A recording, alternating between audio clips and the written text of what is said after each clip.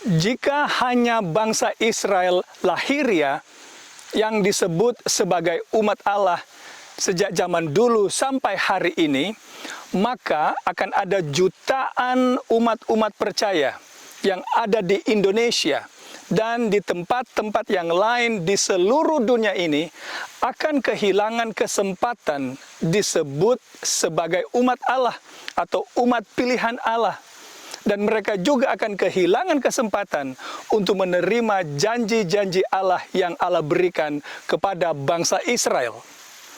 Saya, Pendeta Ram Kenny, akan membuktikan kepada saudara melalui Alkitab bahwa umat Allah sekarang ini yang dimulai dari zaman perjanjian baru bukan lagi Israel lahiriah, tetapi Israel rohani. Dengan demikian, semua orang, termasuk saudara-saudara yang ada di Indonesia, dan termasuk saya, dan semua orang yang ada di dunia ini, akan mendapatkan kesempatan disebut sebagai Israel, umat pilihan Tuhan. Saya akan memulaikan seri pembahasan tentang 144.000. Ini adalah kelompok orang yang akan tetap hidup dan disebut sebagai Israel rohani, yang akan tetap hidup ketika Tuhan datang. Pastikan saudara mengikuti seri pembahasan ini, dan saya percaya di akhir seri ini, saudara akan lebih mengerti apa yang disebut oleh Alkitab golongan orang yang tergabung dalam kelompok 144.000 ini yang dicatat di Wahyu pasal 7.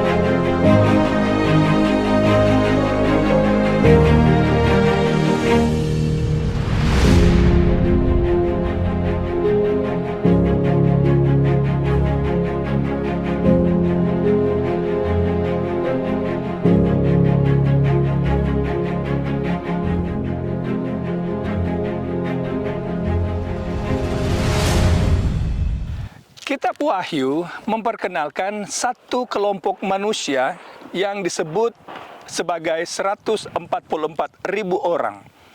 Dan kitab Wahyu menyatakan kelompok ini akan tetap hidup ketika Tuhan datang. Dari mana kita tahu? Mari kita pergi ke kitab Wahyu. Kita akan dapatkan keterangan bagaimana peristiwa ini akan terjadi, di mana kelompok ini akan tetap hidup ketika Tuhan datang. Kita pergi ke Wahyu pasal 6, saya akan mulai baca ayat 14, dan saudara boleh mengikuti sendiri di rumah. Membuka Alkitab saudara ke buku Wahyu pasal 6, saya akan membaca mulai dari ayat 14. Maka menyusutlah langit bagaikan gulungan kitab yang digulung, dan tergeserlah gunung-gunung dan pulau-pulau dari tempatnya. Dan raja-raja di bumi dan pembesar-pembesar serta perwira-perwira dan orang-orang kaya serta orang-orang berkuasa dan semua budak serta orang merdeka bersembunyi ke dalam gua-gua dan celah-celah batu karang di gunung. Dan mereka berkata kepada gunung-gunung dan kepada batu-batu karang itu, "Runtuhlah menimpa kami, dan sembunyikanlah kami terhadap Dia yang duduk di atas tahta dan terhadap murka anak domba itu."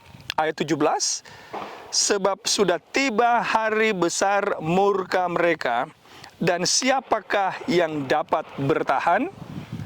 Wahyu pasal 6 ini menggambarkan peristiwa ketika Yesus datang. Ketika Yesus datang, bumi ini akan dihancurkan. Dan ayat pasal 6, ayatnya yang ke-17, diakhiri dengan satu pertanyaan. Siapakah yang dapat bertahan pada peristiwa yang hebat ini ketika Yesus datang dan menghancurkan dunia ini lalu menyelamatkan umat yang percaya? Jawabannya kita dapati di pasal sesudahnya, yaitu Wahyu pasal 7. Wahyu pasal 7 ayat 1 sampai 4, di sana saudara akan mendapatkan gambaran Allah memerintahkan malaikat untuk jangan dulu merusakkan bumi ini sebelum Allah memeteraikan umatnya. Dan kemudian mulai dari ayat 5 sampai ayatnya yang ke-8 kita akan dapatkan kelompok manusia yang akan dimeteraikan oleh Allah dan disebutkan sebagai 144.000 dan mengambil nama 12 suku Israel. Dan begitu indah nama-nama ini dicatat di kitab Wahyu. Nah, jangan lupa saudara yang kekasih, nama dalam perjanjian lama memiliki arti. Jadi ketika anak-anak Yakub ini lahir dan diberi nama, nama-nama mereka ini memiliki arti yang menceritakan kisah keselamatan dalam konteks perkawinan orang-orang Yahudi, orang-orang Israel. Mari kita lihat arti nama-nama anak-anak Yakub ini mengikuti urutan yang ada di Wahyu pasal 7. Kalau saudara perhatikan, urutan di Wahyu pasal 7 dimulai dari Yehuda. Padahal Yehuda bukanlah anak yang tertua, tapi Ruben anak yang tertua. Tapi di Wahyu 7, Ruben menjadi yang kedua. Tapi mari kita ikuti urutan di Wahyu pasal 7. Anak-anak Yakub memiliki arti sebagai berikut. Yehuda, I will praise the Lord. Artinya, aku akan memuji Tuhan. Ruben, he has looked on me. Artinya, ia telah melihat aku. God, given good fortune. Artinya, telah diberikan rejeki. Asher, happy am I. Atau I am happy. Saya bahagia. Naftali, my wrestling. Sandaranku. Manasye, making me to forget. Membuat aku lupa. Simeon, God hears me. Tuhan mendengar aku. Lewi, attach to me. Melekat kepadaku. Isakar, purchased me. Artinya aku telah dibeli. Sebulon artinya dwelling atau tinggal. Joseph artinya God will add to me. Tuhan akan menambahkan kepadaku. Benjamin, son of his right hand, anak dari tangan kanannya. Jadi, nama-nama dari anak-anak Yakub ini memiliki arti yang sangat indah dan menceritakan tentang kisah keselamatan Allah kepada umatnya. Dan bila kita jadikan ini satu kalimat, lalu tentu dalam kalimat kita bisa tambah karena untuk membuat kalimat ini terlihat indah. Akan terdengar seperti ini. Aku akan memuji Tuhan karena Ia telah melihat aku dan telah memberikan rejeki. Aku bahagia karena Ia adalah sandaranku dan membuat aku lupa. Tuhan mendengar aku dan melekat kepadaku. Aku telah dibeli dan tinggal bersama Dia. Tuhan akan menambahkan kepadaku anak dari tangan kanannya. Oh, saudaraku yang kekasih, Allah memiliki rencana keselamatan dan itu bisa kita lihat dari arti nama-nama anak-anak Israel ini. Begitu indah. Sekarang pertanyaan adalah, siapakah golongan 144.000 ini? Apakah hanya mereka saja yang akan selamat dan tidak ada orang yang lain dari bangsa lain yang akan selamat? Tentu tidak. Saudaraku yang kekasih, jika hanya Israel atau hanya 144.000 orang ini yang selamat, maka akan ada banyak orang yang tidak mendapatkan kesempatan untuk selamat.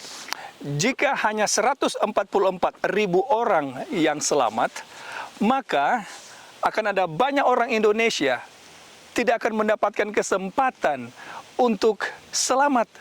Jumlah penduduk Pulau Jawa secara keseluruhan berjumlah 145 juta orang yang tinggal di Pulau Jawa. Kemudian di Jawa Barat ada 48.152 orang yang hidup atau yang tinggal di Jawa Barat.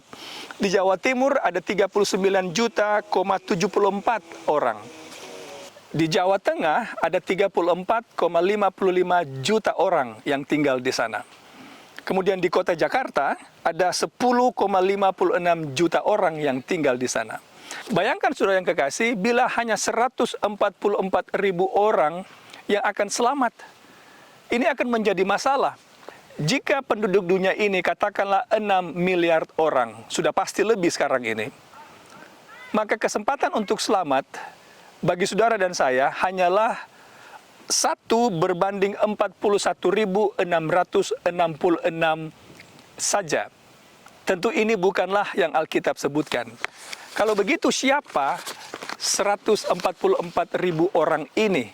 Saudara yang kekasih, mereka ini adalah umat tebusan yang akan datang dari semua bangsa-bangsa di bumi.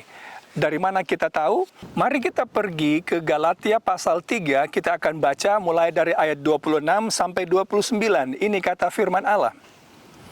Sebab kamu semua adalah anak-anak Allah. Tidak disebutkan di sini hanya orang Israel anak-anak Allah, tapi kamu semua.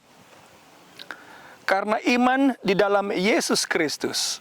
Karena kamu semua telah dibaptis dalam Kristus, telah mengenakan Kristus.